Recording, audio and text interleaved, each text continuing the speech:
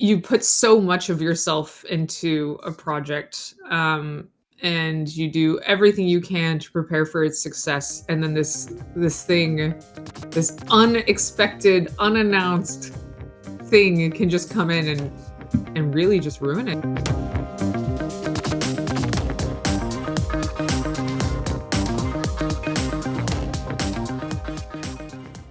Good morning, everyone, and welcome to the Sandbox.Space weekly podcast. I am your host, Chris, joined as always, except for this time, by Pumpkin and Baby Girl, because I am at my friend's basement in his nautical restaurant themed basement.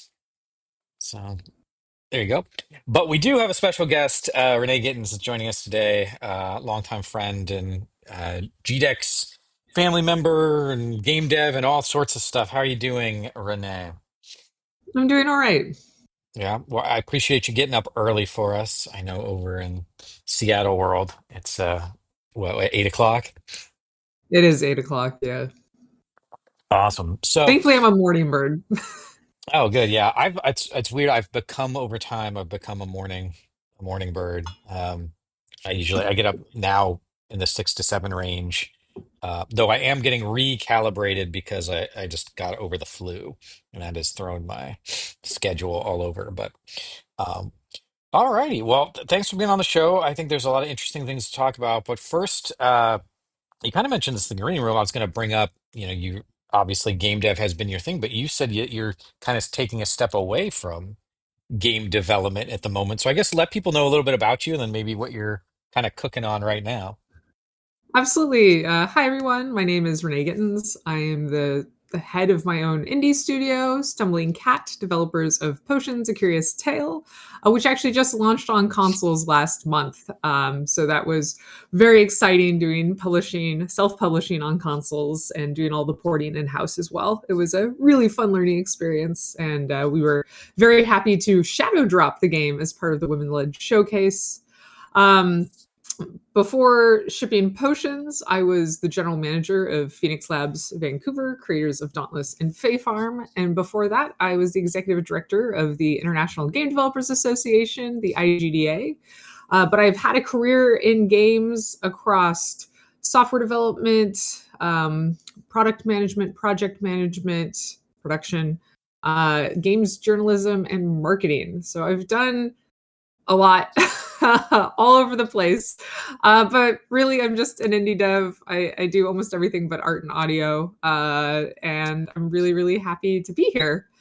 However, as Chris noted, I am taking a small break in between projects. I wrapped up Potions last month. Maybe have some merch to get it out the door.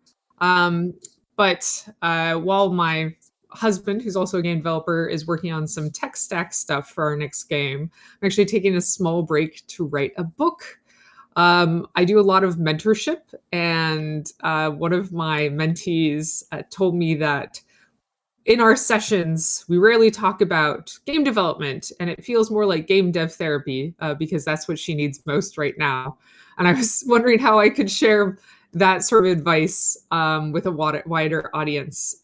So I'm creating right now sort of a fun take on a self-help slash leadership book with some tenets of stoicism, but targeted at a feminine audience. So the working title is "The Bad Boss Witch Guide to Rule Your World." Nice. Do you have a publishing date in mind? I don't. I really don't want to think about deadlines these days. So it's great to not have that pressure. Yeah, yeah. Yeah, I'm always back and forth where particularly when I'm doing some kind of creative endeavor, like I don't want to rush the process, but also I'm one of those people that I think just needs some rough target to hit. Otherwise I get distracted with many a thing. Um, but that's awesome. Maybe that can be something we can talk about and promote later on down the road. Yeah, that'd be great. Maybe at the next GDEX. Yeah, that'd be sweet. So you mentioned, I guess, a couple of things I found interesting. The first was the general sense of game dev therapy. It seems like there's a lot of that around. One of the things I was going to bring up, and I hate bringing this up. I say this every episode because it seems like for a long time.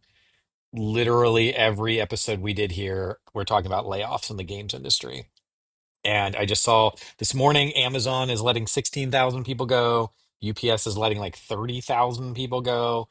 I've Pinterest is laying people off. Yeah, I've mentioned before that we lost our largest client due to restructuring and AI investment, and so I think there's a lot of therapy at Boots that is needed. So, you don't have to talk about the book necessarily, but just in the general sense, because you're connected in the industry, you go to a lot of events. I mean, what is the sentiment from your angle that people are feeling right now in the industry? Oh, I mean, gosh. Not advice, but sentiment. Yeah, I think people are feeling really bad. Not only is the industry in a relatively bleak state. People are really stressed about the AI bubble, uh, and the way that look at gold, right? Gold has just like hit $5,000 as a new high, and then immediately already went up to $5,300. So clearly, it's not just game devs that are feeling a little stressed about the economy. I also think that right now a lot of companies are being very conservative, a lot of publishers being very conservative, which puts a lot of pressure on devs to try to make well beyond a vertical slice before getting funding, which is really strenuous and challenging to do. Yeah, Um, while at least devs in the US are at risk of losing healthcare coverage or having that greatly increased, and the overall turmoil that's going on right now is making it hard to do creative work. It is, I think that cultivating the ability to be creative, both technically creative and like artistically creative, um, in general benefits from good mental health. And I think that good mental health is a very challenging thing to cultivate right now. totally. Yeah, I did I've recently become a TikToker, Renee. I'm TikToking for my campaign, and I did a video because people are always asking how they can help with the state of the world and how they can be involved. And I did a video on the first thing you can do is just take care of yourself, get yourself into a good space, health wise, get enough sleep, eat well, go over your finances. Maybe there's some ways you can cut back and strengthen on those, but yeah, it's hard. And as a small business person, it's really difficult to make creative decisions. But the big thing is when you're in an uncertain economy, you actually end up wasting a lot of time trying to stay afloat, trying to find the next gig, trying to make sure that you get cash flow coming in, all that stuff. And so the transition between projects is really time consuming. The mental load when you're doing different things, and so a lot of companies that I've been working with here, uh, I regularly do coffee outings or whatever. Well, not now because it's freezing, but I'll do phone calls or whatever. But uh, there, the natural tendency is for indie studios to want to start doing client work. They're like, okay, well, let me find some client work. I can bring some money in that'll keep the studio afloat. And I always tell them it's the grass isn't as green as you think it is because you're going to spend a lot of time finding those clients. You're going to spend a lot of time dealing with clients. And all of that time and mental energy that you spend doing that work is time that you're not spending on your internal projects, and you just end up getting burnt out and tired. So yeah, it's feisty out there. Yeah, at the when I first started working on potions, I ended up picking up contract work because I didn't get enough funding to pay myself while making the game. And after several years of doing contract work, I realized that it was less stressful and time consuming to work a full-time job with guaranteed pay than to do a bunch of contract work and then have to like hunt down your paycheck, some of those which I never ended up receiving. So yeah, it definitely definitely it's not as green of grass as it seems. But if you can manage it, it's great. Especially consulting versus contracting, which I think is a distinction that not a lot of people are as familiar with, surprisingly. Yeah, So that definitely helps. totally. So I guess on that line, you mentioned, I think you pre cognized where I was going, but what's some advice that you've been giving to people, or what some advice you hope to relay in this book? You mentioned that it's got a feminine twist to it. Yeah, I mean, something that so I, winding back, my family is relatively unique. My father is agnostic and my mother is a Buddhist. So I was actually raised with the philosophy of Zen Buddhism, not so much the religion of Zen Buddhism. Hmm. And that was something that I think was very helpful throughout my early years. But Zach actually introduced me to Stoicism, and Stoicism is sort of like the Western approach to Zen Buddhism. But unlike Buddhism, which sort of puts you in a vague direction and then you have to put together the pieces and understanding yourself. Stoicism is generally actually pretty well laid out. And I think it's a little easier to consume if you're raised in Western culture. However, if you look at Stoic influencers coverage, etc., it tends to be very like male coded, and can even get like toxic. Not saying that all is, but it definitely I've noticed when I Yeah. talk to other women about stoicism, they're like, ooh, like, Well, it's gotten and I sorry, like many things on the interwebs, it's gotten co-opted by sort of whatever you want to call it, the manosphere, or a lot of like the kind of conservative. It started with like productivity and entrepreneurship, and then morphed into these other areas that a lot of times you're like, I don't think you're really kind of getting what Stoicism is about. Like you're taking the like grind aspect of it. Yeah, and it feels like there's just in general a misunderstanding about Stoicism. I was reading one of like Brene Brown's books, and she, for example, was like, like Stoics like crush their emotions and are unfeeling, and I'm Yep. like, that's actually not at all what Stoicism is about. And that's what I sort of want to bring forward is you asked me before the show in the green room how I was doing, and I said everything within my circle of control is great, and that's a very stoic thing. Everything Absolutely. that I can influence reasonably is doing well, and while there are many things I cannot easily influence that are not doing well, it does not benefit me to allow myself to have too much angst around that. And so it's quite like meditation. In meditation, you cannot perfectly clear your mind. Maybe you will for a second or maybe a few seconds. And then a little thought will come in and you'll be like, okay, wait, not time for thoughts right now. Trying to meditate.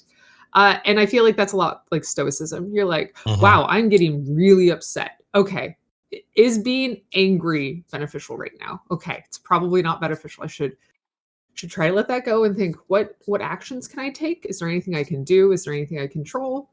If there is, great. If there's not, okay.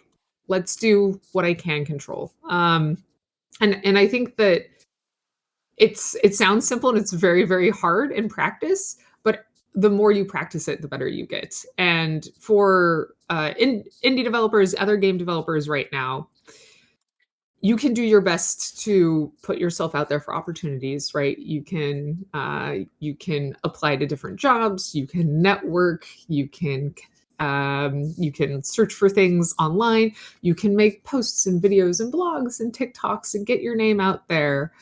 Um, and what you should hold yourself to is doing those things, not the result that you hope for from doing those things. And that makes it easier. One of the ways I rule my life is I have a daily planner. Basically, I do a morning stand up with myself, and I determine the things that I need to do in a day. And if I accomplish those things, I've done what I have set out to do, regardless of what the final results of those actions are. And so, I think that helps bring things back into your control and focusing on what you can control, and prevents you from wasting a bunch of time and energy and emotion beating yourself up over things you can't. Yeah, absolutely. I think Renee, you and I were spirit animals of a sort.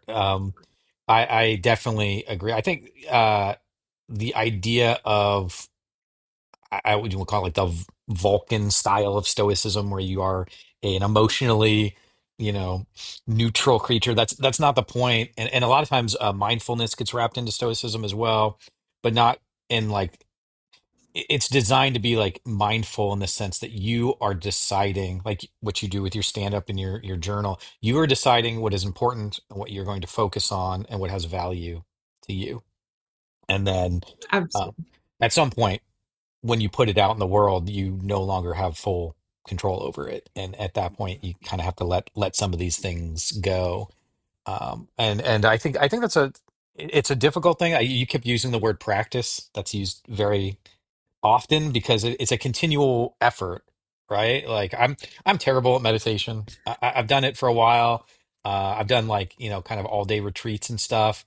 Um, and I know I'm terrible at it in the sense because I'm running at 1,000 miles an hour in my brain, and I'm trying to kind of control that a bit. Maybe control is not the right word, but I'm trying to just put myself in a situation because I know when you don't have all that tension and everything.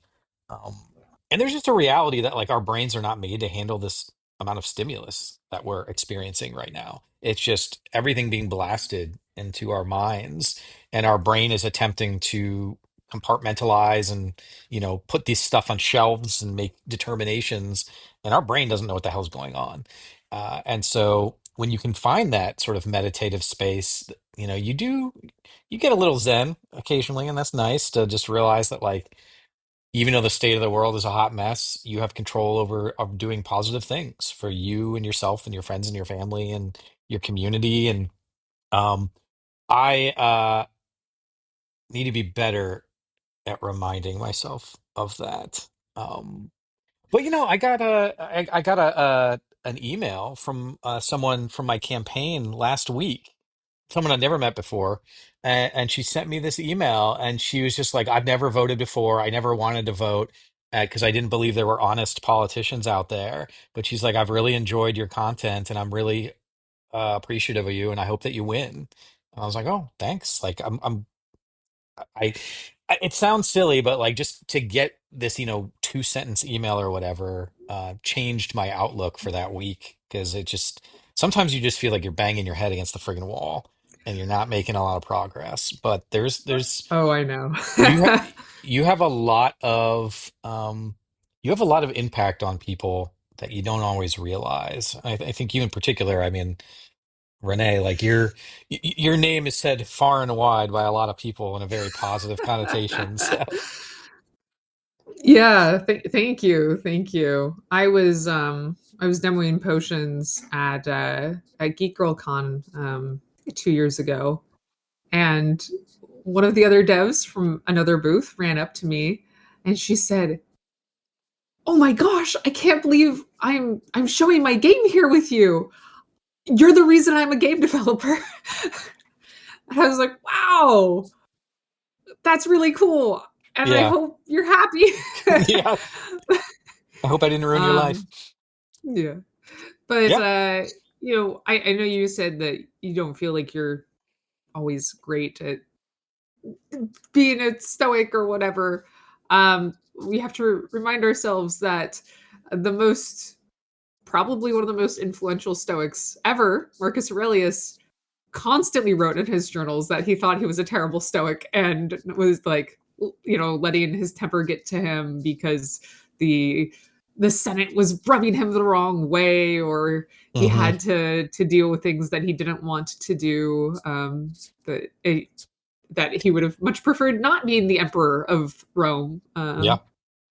Yeah. But I think Marcus Aurelius's Meditations, I think is one of those books that's really worth reading, kind of wherever you're coming from, because when you sort of put yourself in his position for a second, you're like, yeah, this dude was in charge of one of the largest empires, like the top three largest empires of that time, and just the things he thought about, however you feel about Rome or whatever, is almost irrelevant to just being able to see through somebody else's eyes, which is one of the amazing things about writing, right? It's like a time machine that you experience these people.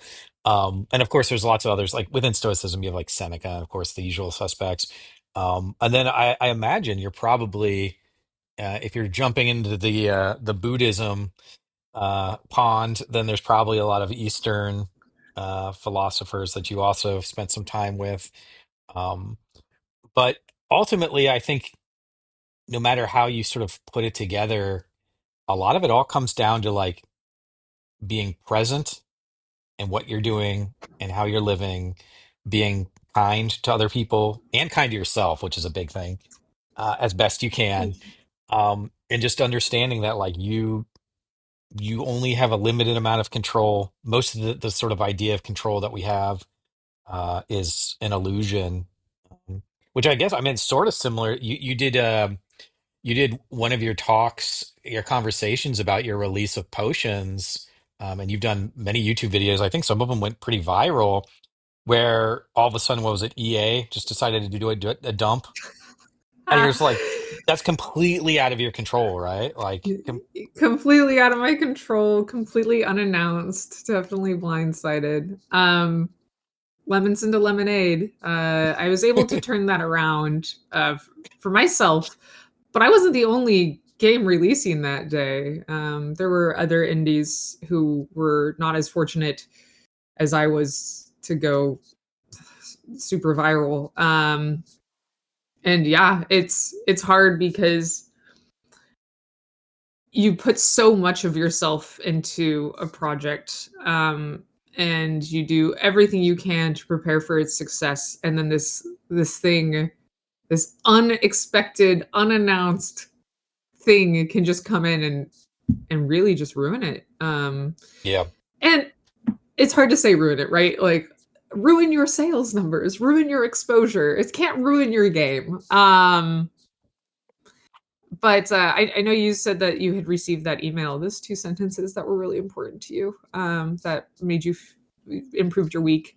I actually keep a document of every single comment or email or whatever I get from others to look back on to remind myself why I do the things I do. I started actually doing while I was heading up the IGDA, running a gigantic nonprofit organization that people feel like is much more well funded and powerful than it truly is. Um, can be quite a thankless endeavor. all right. And so I I remember when I heard about really, the IGDA's budget, their annual budget, and I was like, oh yeah. oh my Lord. Oh my Lord. Like, how are you running on that? Magic and volunteers. Yeah. I mean, it's Yeah, like, that's yeah. like I took a GDEX. giant pay cut to do that role. I went from a mid-level solutions architect position, and I dropped my pay and benefits like 30 or 40% to take a CEO role, right? Which is absurd. Um, yeah, and I got. I mean, even if you're perfect, you get a lot of hate. In my first internal email, I said, I hope you all have been having a good summer. Um, the IGDA is a global organization, and I was immediately called out on Twitter by one of our volunteers for being North Hemispherist. You, So you yeah, can't, you, you can't you win. can't win. You can't Yeah, win. Yeah. Also, yeah, I'll occasionally get some of those. I've gotten, I mean, a smorgasbord of things through the community we've built and GDEX and things. And some of it you just have to roll your eyes a little bit internally because you're like, one was complaining about I was being ableist because of people that have migraines. I was like, would you like to see my prescription for migraine medication? I'm happy to show it to you. Like there's things like that. But then also remember everyone's just coming from their own place. And at the end for of the sure. day, my job I guess my not job necessarily, but my responsibility with the community is just to provide as many opportunities and a sense of welcomeness as I can. Um, and sometimes things I always find if you do the best you can in good ways, it usually comes back around because that particular person who was starting to shovel a bunch of stuff uh, ended up overplaying her hand, we'll say. And a lot of the other people in the community were just like, this person does not speak for me. I don't have any problem with you. Like, I don't know what's going on. I was like, okay, well, that's nice to see. I like your idea though about capturing the positive things. Maybe I should do that because yeah, it'd just be nice to have a list, a reminder. You know, my team's awesome and they appreciate it. And overall, I was talking about this a couple months ago, but over the 14 years that we have done GDEX, we've received like maybe half a dozen complaints, like legitimate, real Wow. complaints. We've only had two thefts, I think, in our time, and one of them was us. Like the maintenance person at the convention center stole one of our computers. So, like, we have been exceptionally lucky, I think. Um, and I'm grateful for that. Knock on, I think this is fake wood, but whatever. Uh, because ultimately at the end of the day, like you put a lot in your projects, you put a lot in the efforts you make. Like I think people with good intentions that are coming at things, you know, with good faith and intellectual honesty want to see the world be a better place. And it can be very disheartening when they're getting reamed over whatever it is, you know. But um so you've got a couple adventures going on here that are pretty exciting. I mentioned that we have a tentative GDEX October 15th, the weekend of October 15th. Super excited to potentially have you out, but you said you're doing mentoring. Are you just doing this kind of like in a side capacity or just as people bug you to you help them out, or is this something like you officially do? Yeah, so I was that the mentee I talked about was through Seattle Indies, which is a Mhm. local nonprofit here in this greater Seattle area. Um, I I pretty much agree to almost all mentorship. I the only time I will not provide mentorship is I do get having being a game dev person on social media, like on TikTok, means I do get a lot of messages from people who have not put in the initial groundwork to pursue projects and then ask me to make games for them or something equivalent to that. I will not mentor those people until they have shown the initial groundwork. But everyone who reaches out to me on LinkedIn, I try to find a way to at least give them 30 minutes of my time for initial mentorship and things like that. I do um, like consulting in a more formal capacity as well, but I haven't been pushing that because nobody has money. So that was something I've done more historically and worked with wonderful accelerators and other programs, as you are aware. Yeah. I But mean, I yeah, greatly appreciate your efforts. And just I don't know if you know this, but supposedly the funding for the accelerator has been finalized. It just has to be approved by Congress. Now, I have no faith that Congress can do anything or function in any meaningful way, but there is a strong chance that we may have our funding back by um, summer. So, well, I hope so that is the case. I wish you all the best. me too. And I Uh, would, of course, be happy to help if needed. So. Oh yeah, that I love. I mean, always love having you out, you and Zach. You mentioned some of the groundwork. Like, what are expectations? You know, from a from a because also mentioned like publishing and funding. Like that is just there's no publisher money right now No, for yeah, studios. I highly recommend if anyone is looking into making a game right now to do what you can to self fund. Um, and quick tangent here. I think that Western society has like put way too much pressure on people to fit in like a certain mold. I live with my parents. Zach and I live in a multi-generational household with my parents. It cuts down our expenses greatly. I am very thankful my parents are very tolerable roommates, housemates. Um, and I when I mention this to people, sometimes people are like, "Oh my gosh, well, how can you do that? When are you moving out?" I'm like, I don't. I could move out, but then I would increase my expenses and be further from my family that I care for and want to keep an eye on. My dad's turning 80 this year. He's in perfect health, but he's turning 80 this year. Yeah.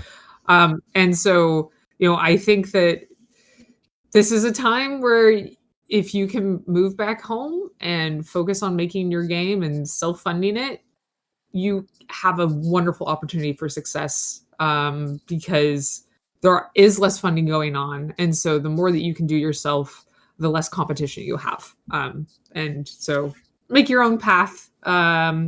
It's hard, but it'll teach you a ton. And I guess I should mention this. I've put together a bunch of free resources called Game Dev Foundry, gamedevfoundry.com. Um, it is a free set of resources on how to run a game studio. From It has how to do marketing, it has a marketing plan template, it has an HR policy template if you ever actually are hiring people to that extent. It has information on how to run pre-mortems, uh, tons and tons of really valuable things completely for free, easily digestible. And it's actually run through GitHub pages. So if you find something that you want to add, you can put in a pull request and it can get up there too. So Nice, nice. Yeah, I'll throw that link in the video description. And also reminder, like the Sandbox.Space, the Discord um, professional development community, like digital incubator is there for lots of resources. GDEX is around to provide resources. Um, yeah, I think you're on the ball. Even outside of the publisher investor world, like it's really hard to even just get like business loans and stuff now. Like we have been trying to get a business loan since September, and then the government shut down, and so the SBA wasn't functioning, and then a whole bunch of other stuff. And we just heard that they're seeing what they can do, but that we probably won't qualify for a loan. And I was like, I have like almost an 850 credit score, Renee. Like our business has been around since 2012.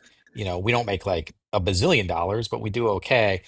And we're struggling to find funding. And the team is kind of like, well, it puts us in a tough position to not have the funding because we really wanted to expand GDEX and the sandbox this year. But it might be a blessing in disguise because now we won't have that debt funding sitting over our shoulders and we won't have to worry about that. So there's pluses to everything, but it's very, very hard to get your game out there. You do have to self-fund, and then it just seems like so much has to go. You mentioned, oh, lost you. sorry, I Uh, have I have two cats here that are just begging at the door to be let oh in. no, it's no worries. I know what that's like. But we've got one of our Shawnee XP Accelerator groups, the Mole Maiden. He did his release, and then the same week, out of nowhere, Silk Song dropped, which are in a similar vein, and that's all anybody wanted to talk about. That's all the coverage on the IGNs and whatnot of the world. Um, and so it's challenging, but I think that right now, and I don't know, tell me if I'm crazy here. The tact we're going with for GDEX and for the sandbox is like we're in rough times. It's probably going to be rough times for at least, I think, I'm saying 2 years is my sort of internal gut check on this. I think it And depends when that AI bubble pops, right? Because it'll take a while to recover from that. yeah, well, that's one of the things I wanted to talk to you about. But we are trying to provide an environment through the sandbox and GDEX where it's like, let's all come together, let's share resources, let's help how we can. If we can cut down, you know, costs for indie studios, or if we can help, connect you to somebody that might be able to save you a month or two of dev time, like that stuff is, I hate to say free because it's people's time, it's efforts, but there's a way for the community to come together and help each other, uh, because we're just not going to get it through the traditional mechanisms. Um, but I am very curious about the AI. I have been talking on the campaign trail about this AI bubble because I don't think a lot of people hear AI and they don't quite, they're like, oh, ChatGPT or Grok or Google Gemini or whatever. But I don't think they realize. Let me give you my. Let me set the stage, and you tell me if I'm a lunatic. Okay? Does that sound fair? Sounds good. So what I've been saying is that what we're trying to create generalized AI. We don't have that. Like all the ones I just mentioned, they're not really AI. They're just like these fancy pattern recognition machines. And everyone's trying to find a true generalized AI. And again, this is different than what we kind of talk about in the game space and what you've heard about when we're talking about like generative art AI. Like this is a different sort of thing than that.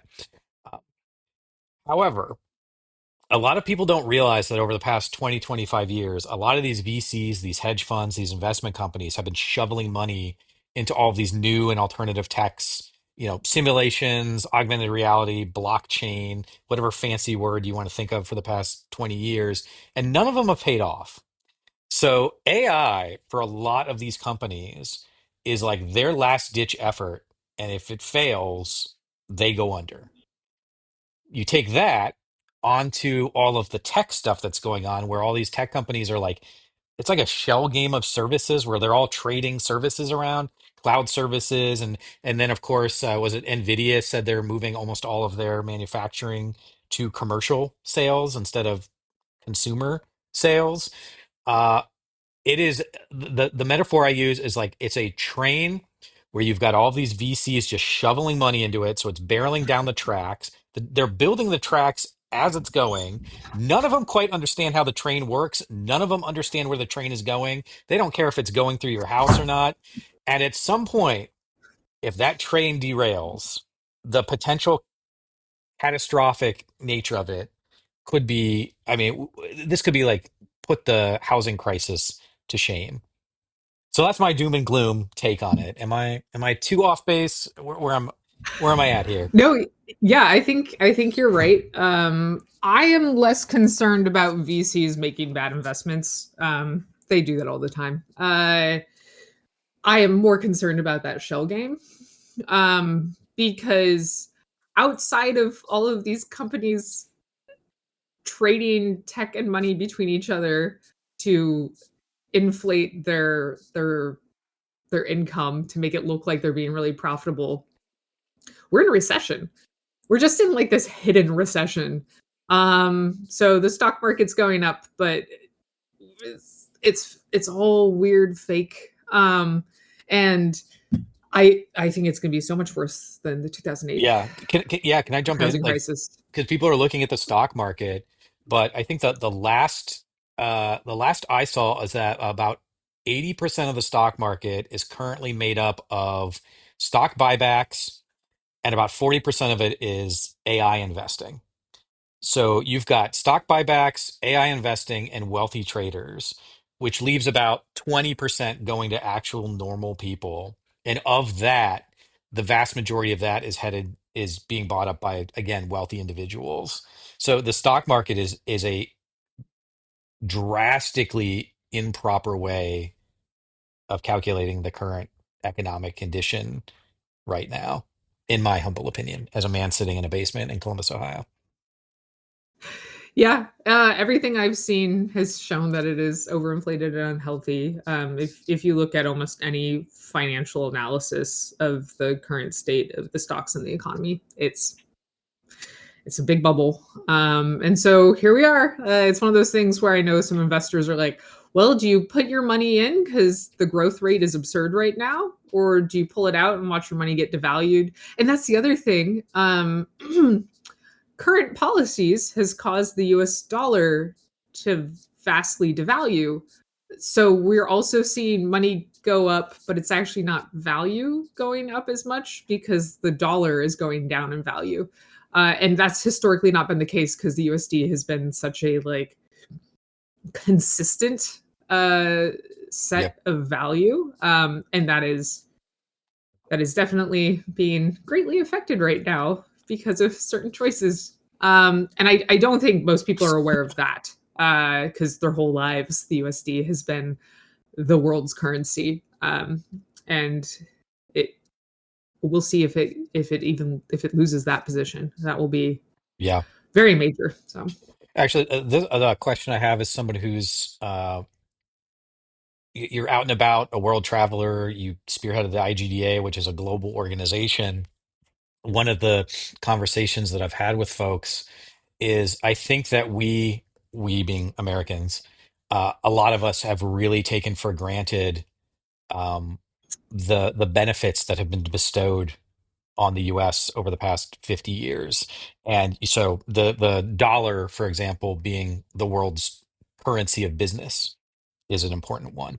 I've mentioned stuff like Hollywood perpetuating our culture throughout the world so that, I mean, eh, you can look at Marvel as an example. Like there's, maybe some tribe in the Amazon that hasn't heard of Marvel, but like everyone else in the world at least knows about the major Iron Man, Spider-Man, Captain America, like, and then that of course translates into things like English language being the language of business. Like all of and these tech. things, yeah, and tech, all of these things compound in a way that provides a clear benefit, if you want to call it a privilege, if you will, to US business and thus US citizens and consumers. The problem that comes from that, well, many problems, but the problem that comes from that specifically for Americans who are going to sort of feel this is that can also create a cascading issue. If one starts to fall, then the next starts to fall, then the next starts to fall.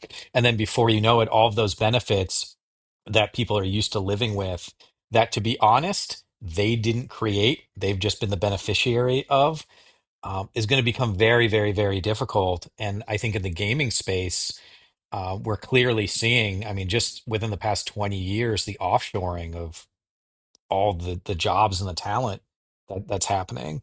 Um, it's going to create a really rough space, and I don't think people are prepared for it. I don't even think they're really thinking of it. Yeah, I definitely don't think so. I, you know, I we're in for a correction in many ways, and uh, there's very little we can do individually to stop that. I think we're beyond the point of no return, honestly, and so now it's just riding the waves of those impacts. Yeah. Well, my hope, I try to be an optimistic guy. We've been a little doom and gloom today, but I try to be an optimistic guy. I think you have to, again, back to both Stoicism and Buddhism, a clear part of those philosophies is you can't bury your head in the sand. You have to be fully aware and cognizant of what is happening in the world and your impact on it, even though you personally may not be able to change all of it, you can't ignore it. Um, Right. and I think that my hope, and again, maybe I'm a crazy person here, Renee. My hope is that because I'm sort of with you, I don't really. If a bunch of hedge funds and VCs go bankrupt, I don't really care. You've been playing fast and loose with money. You've been stacking the deck in your favor. It will hurt a lot of people, unfortunately, and that's the part I dislike. But maybe this will be one of those things. I don't know if you saw the MIT article that came out, I think last week, where it showed that, I mean, over 95%, pretty much all of these AI initiatives at these businesses are total failures. They lose money, they're completely inefficient, they don't work. So my hope is that maybe some of these companies, when this stuff blows up in their face, they'll be like, all right, let's start hiring some actual humans and create some good content. Because the one thing that we've seen, I think, year and year, look at Clear Obscura, a bunch of movies that have come out, video games that have come out. If people sit down and actually care about what they're developing and they work hard to create something that has some sort of human experience and is well thought out and designed, it tends to do well. So if this blows up in people's faces, do you think they're going to see the light and come back? These companies? I Yeah, I think that's definitely going to be the case.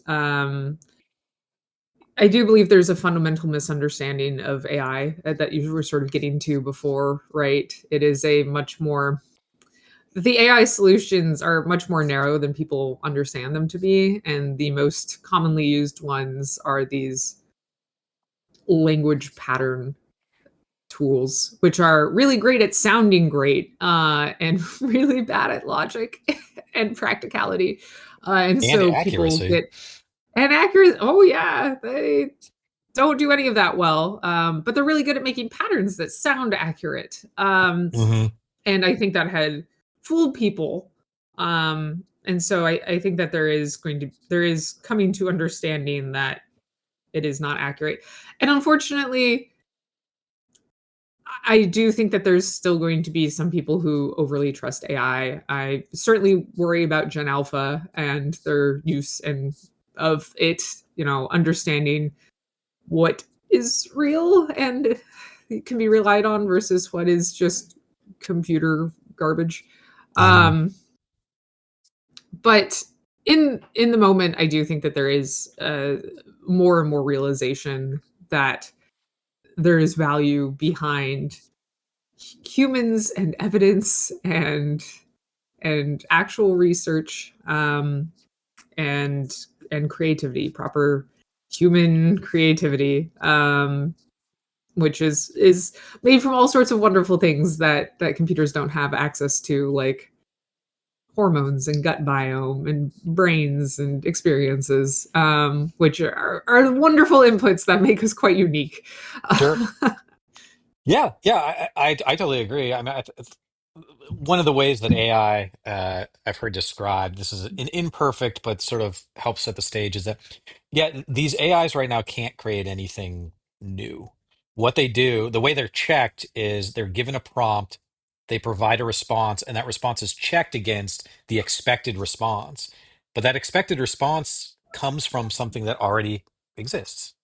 So it's just pretty much like really, it's like a student guessing at the answer a bazillion times a second. And then there's a teacher that's like, yes, yes, yes, no, no, no, no, yes, yes, yes, no, no, no. But keeping in mind that the teacher itself isn't really checking for accuracy, it's just checking, does this response equal the expected outcome? Which is not always and oftentimes not the correct answer.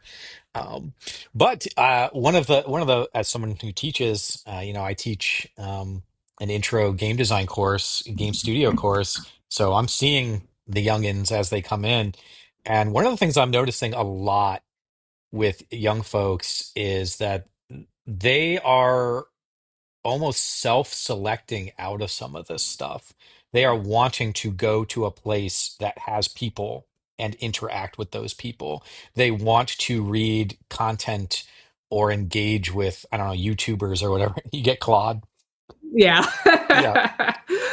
But they want to engage with content that they know is genuine and authentic, and they're not interested in some of this other stuff. This is just the impression that I get as I talk to some of these youngins. And so I think there is, and probably COVID has a lot to do with that too. They're just 5 years of more or less being isolated. I think people are just wanting to go out and do things. And I don't know what it's like in Seattle, but in Columbus, we're seeing a lot of board game events popping up, trivia events popping up, a lot of stuff interesting that doesn't involve alcohol, which is really interesting. Uh, and so I think people are wanting to get out there more and be involved in stuff. Yeah, absolutely. I know that our monthly Seattle Indies event is well over 100 people every month now. Nice. Uh, and it is at a brewery, but I would say that a lot of people aren't drinking these days too. Oh, I'm not drinking these days, so yeah, I'm not really drinking as much either. I just saw I wish I'd have saved it, but yeah, it showed Gen Alpha, Gen Z, I think it was Gen Z's drinking. It's like boomers, X, millennials, and then they're like "Burp," down here. It is like almost non-existent. Um, but uh just out of curiosity, this has nothing to do with anything, but are you a footballer? Because your team's going to the Super Bowl. yeah, I'm a footballer, but I will certainly be cheering on the Seattle Seahawks in 2 Sundays. Okay. So. So I don't really watch football. I don't really follow it, but my friends and I, there's four of us. We did a pool. We each chose eight teams, and I'm absolutely dominating. Like if you get points per games or whatever, I'm currently at 134 points. The next person behind me is at 89. Like I'm just destroying. Wow. And the Seahawks were one of my teams. The Patriots is one of my teams. The Broncos were one of my teams. The Bears were one of my teams. So I've just been absolutely dominating. But I think I'm going Seattle for the Super Bowl as my winning team. I get a free steak dinner out of it, so I'm happy. Uh, Ooh, yeah, I hope that's the case. I was actually debating going into Seattle proper. I used to live on Capitol Hill the last time the Seahawks won the Super Bowl, and it was a wonderful party. I don't know if you remember the hashtag How Seattle Riots, which is not at all. We I think one public thing got broken, and then they crowdfunded fixing it. But you'll see everyone celebrating and screaming on either side of the street, waiting for the walk light to change, even though there's no cars, and then it'll uh-huh. change, and everyone will go, ah! So, yeah, I think Seattle in a celebratory mood is something that would lift my spirits. So I hope that's the case. I'm not, like hugely invested in it. I'm more of a Sure. Sounders fan than a Seahawks fan, but I certainly will cheer on my city and hope for something nice to do on Sunday. Yeah, yeah, that's awesome. Well, in our last couple of minutes here, let's end on a high note. What are some of the exciting, positive things that you're looking forward to this year, whether you're involved in them or not, or just something to see? You think GTA 6 is going to come Oh out this year? gosh, I'm a huge World of Warcraft fan, so Hmm. Midnight is coming out here very shortly, end of next month. Since I prepaid for the early access, where I will make lots and lots of gold. I've been in the same World of Warcraft guild for 18 years now, That's so they awesome. are I know very special to me. you invited me to the guild once, and I was just like, I don't know if I can go back into World. I really do like World of Warcraft, but I don't know if I can go back into it. It would just, I feel like it would just suck me in. But I don't know. Maybe that's what I need at the moment. I think it's lovely. They added housing, so I made this like gorgeous house with a Oh, secret really? back room and like fake windows. Yeah, it's really cool. The housing system is absurd, and what people have done with it is super absurd. I really like nerded out on it for like the first week, and then kind of got burnt out. But people have been making Oh, just absolutely astounding, gorgeous things. night elf toilet. Nice. I didn't know housing was a thing. Yeah, they added it end of November or start of December, so relatively recently. Yeah, so I'm super excited for that. That's always a nice thing to do. I'm excited about writing this book. I imagine I'll have it done by end of year. I'm making pretty strong progress on it right now. And then, uh, yeah, I've really been working at redefining my life away from uh, professional success and more personal things. So I'm looking forward to. I did a huge landscaping project last year, and I'm looking forward to cultivating new plants in the freed up space this year. Um, Looking forward to travel. Might go to Gamescom more as an excuse to go to Europe than anything. Mm, We haven't taken our honeymoon yet, so we were considering going to Japan for Hanami instead of GDC. So that's something that would be coming up really soon, actually, in less yeah. than 2 months. You'll be like the 10th person that has in the past 9 months that has either gone to or talked about going to Japan. It seems to be the place to go these days. Zach and I go to Japan almost every year, so Oh, it's okay. it's So, something that we do quite regularly. I think we've been 5 times now. okay. Uh, yeah, so that's something I'm looking forward to. And then I guess also ending on a high note, my final piece of advice is living in the present is very much about appreciating the present. And no matter how doom and gloom everything is, no matter how, you know, muddled your mind may feel, there's something that you can appreciate. I can appreciate this adorable warm cat on my lap, and this delicious cup of coffee, and talking with a good friend, and the cool crisp air outside, and the beauty of the plants that are already trying to bloom because we've had a warm winter. And sometimes getting away from social media and doom scrolling and forcing yourself through doing stuff when you don't want to do stuff. It's beneficial to take a break and just enjoy some good cheese and a glass of wine or whatever brings you a little joy in life. And I feel like that's what keeps me going, is taking a step back from everything else and just appreciating those little small things. Well, Renee, I think on that note, this was a lovely place to end. Thank you so much.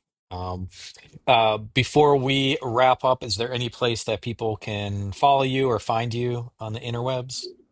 Yeah, you can find me almost anywhere. I am Riku Cat, Rikukt, like on all social media. You can find links to that on reneegittins.com. And you can also find links to Game Dev Foundry in there under resources. So all my stuff should be accessible through reneegittins.com.